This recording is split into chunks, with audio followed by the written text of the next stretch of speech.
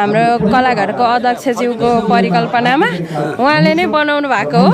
अनि त्यसमा हामी कलाघरका कलाकारहरूले पनि साथ दिएका छौँ रङरोगनमा कटिङहरूमा। उहाँ चाहिँ मेरो मम्मी। ओहो आराम हुनुहुन्छ? नमस्कार। नमस्कार। मलाई चिन्नुभयो नि? देख्नु त देखिरहेको थिएँ तर यसो नजिक चाहिँ भेट चाहिँ भएको थिएन। बौद्ध स्तूपा अनि यो धरहरा कार्यक्रममा गएर पारिश्रमिकहरू ल्याउँछौँ नि, त्यो चाहिँ अहिलेसम्म हामीले कलाकारलाई बाँडेका छैनौँ।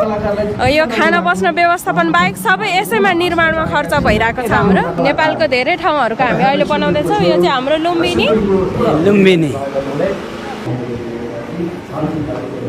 सरलाई भेटिएछ आज है, खुसी लागेको छ। धन्यवाद छ सर, आज भेटियो होइन, एकदमै राम्रो लागेको छ मलाई। छोरीहरू निरन्तर कला क्षेत्रमा लाग्नु भएको छ, कस्तो लाग्छ? राम्रो लाग्छ सर। मैले पनि एकदम छोरीलाई चाहिँ जति जे भने पनि कसैको कुरै नसिकेर मैले छोरीलाई सानैमै छोडिदिएँ मैले यो क्षेत्रमा। यसले एसएलजी पढेर चाहिँ अनिखेर 11-12 पढ्न चाहिँ सिन्धुली बाउ यहाँ पढ्न आएको।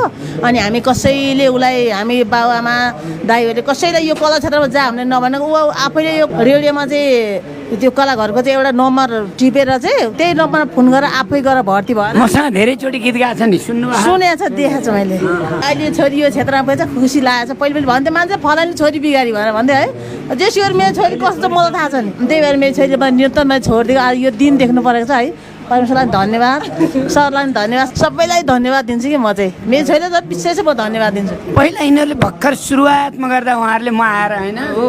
इन्द्रेणी टिम त हाम्रो अभिभावक हुनुहुन्छ। हामी जहिले पनि सम्मान गर्छौँ।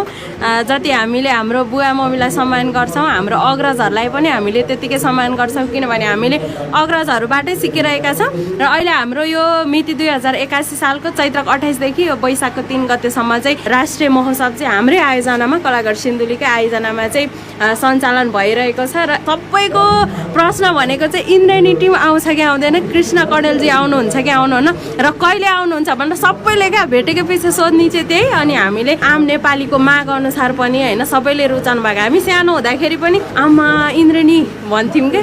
अनि अहिले हामी प्रत्यक्ष एउटै परिवार जस्तो भएका छौँ होइन। हजुरहरू अभिभावक हुनुहुन्छ, हजुरहरूले हामीलाई धेरै मार्ग निर्देशन गरिरहनु भएको छ।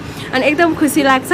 आज हामीले बनाएको, हामीले दुःख गरेर बनाएको यो ठाउँमा हजुरहरूको पाइला पर्नु नै हाम्रो लागि भाग्यको कुरा हो। कलाघरमा जति पनि यहाँले भिडियोमा कलाहरू देख्नु भएको छ, यो चाहिँ हामी आफैले हामी कार्यक्रममा हिँड्दाखेरि धेरैजना बाहिर मान्छेहरूले देख्नेले चाहिँ भन्छन् अब यिनीहरूले कार्यक्रमबाट यति पैसा ल्याए अब बाँड्छन् होइन, अब खर्च गर्छन् भन्ने हुन्छ। तर हामीले अहिलेसम्म पनि कार्यक्रम हिँडेको पैसा 1 रुपियाँ पनि बाँडेका छैनौँ। हामी भोलिन्टियर रूपमा खटेर सांस्कृतिक पाटोबाट देशको विकासको लागि, देशको सेवाको लागि परिरहेका छौँ। सबै टिम